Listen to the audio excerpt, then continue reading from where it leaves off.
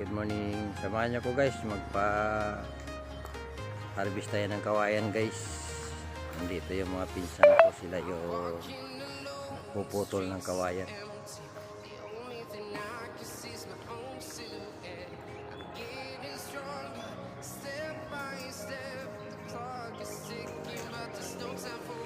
Sa taas sila guys.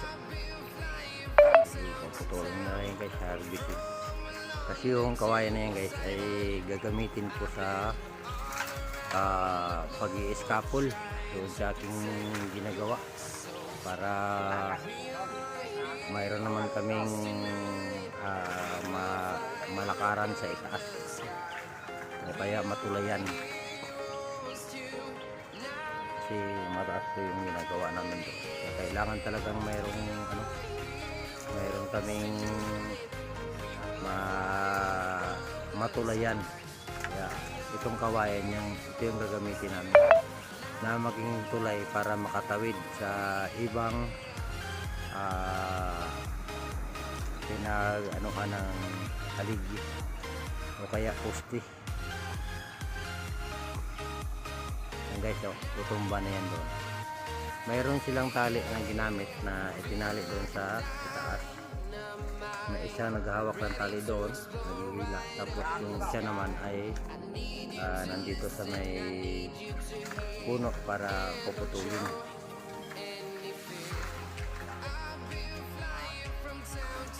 Tatlo yan sila dyan guys. Tulong-tulong lang para medyo mabilis yung gawain.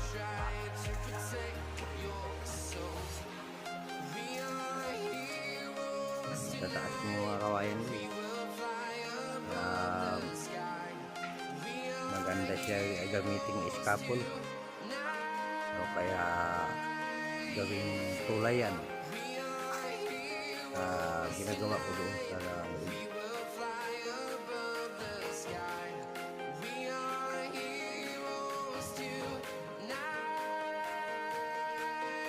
medyo nahihirapan lang na talaga kasi pagkatumba ay sumabit doon sa ibang mga puno.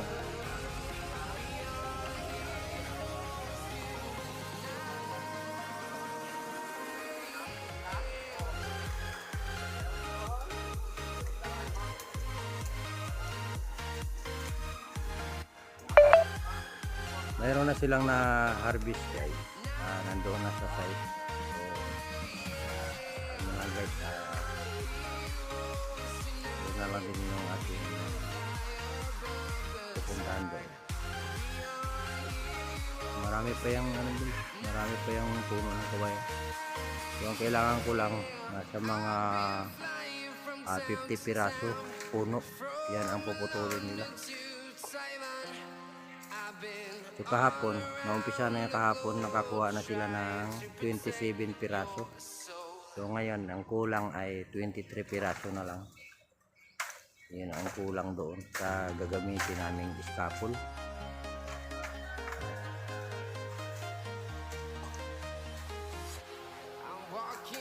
Guys, samahan niyo ko guys. Titingnan natin yung yung nakuha na nila kahapon guys. Nandito na sa site yung sa aking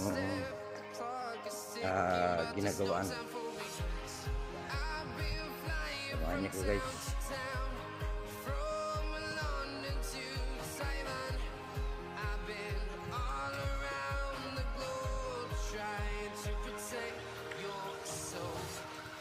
Medyo maingay ng konti doon sa kasi nagpahukay din kami guys ng ng puso para mayroon kaming makuhanan ng tubig.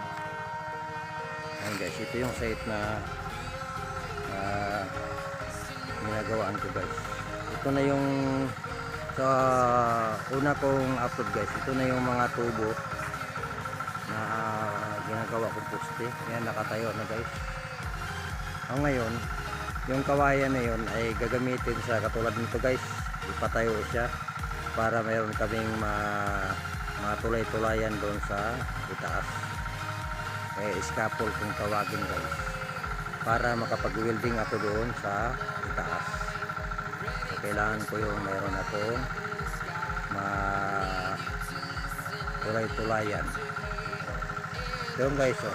Ito yung kawayan na harvest kahapon. Ayun. Ayun, medyo maingay lang kasi nagpakakay rin kami ng puso guys. May gumagawa. Ito naman yung mga pinabricate kong tubo na dugtong ko na siya guys, na welding ko na. So yan ang isasampa dito guys sa itaas. Yan yung isasampa dyan sa itaas. Kailangan namin mayroon kaming mga tulay-tulayan na kawayan. Ito yung kawayan guys. Yan. Tayo sila ng ano guys, ng puso para mayroon kaming makuhanan ng tubig dyan.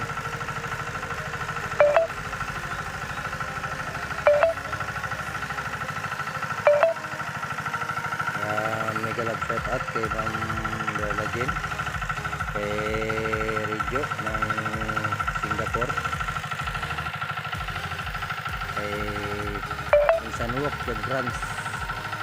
Ito na yung site na ginagawa ko dito guys. Ito naman ay gigibain yan pag nga makagalaw na kami ito silalim.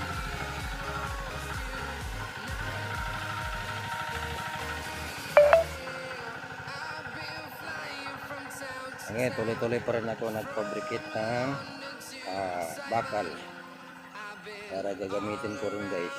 Ito yung ginagawa ko ano, pinafabricate ko siya para ipasok dito sa C-purlin para lalo siyang tumibay.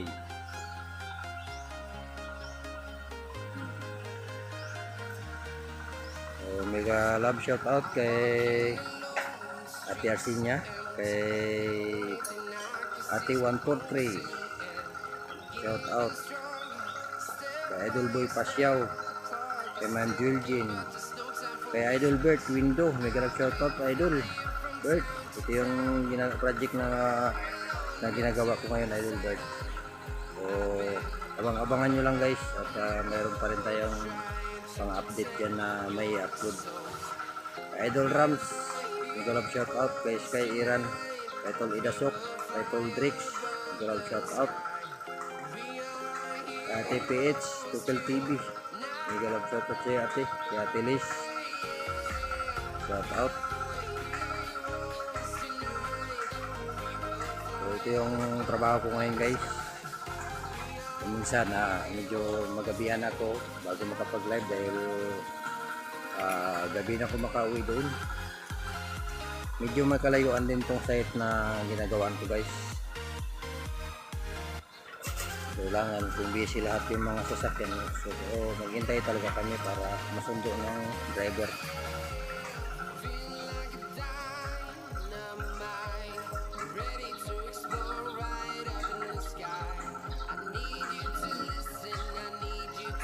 Bali ano to guys, 27 piraso na kawayan yung nandito, yung na-harvest na.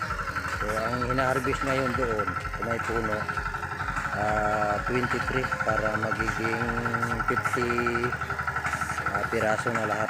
Yan ang kailangan ko guys.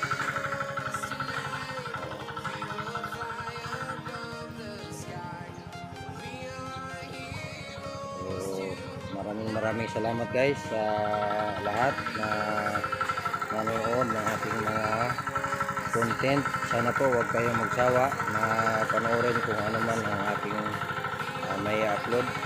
Maraming salamat sa inyo lahat. Pa-like and share na rin guys para lalo tayong dumami.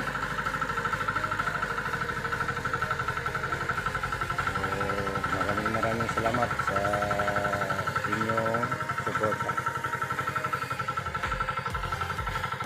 Mainit talaga dito guys sa site, pero kailangan natin mag tiyaga at magtiis kung ano man yung init na harapin.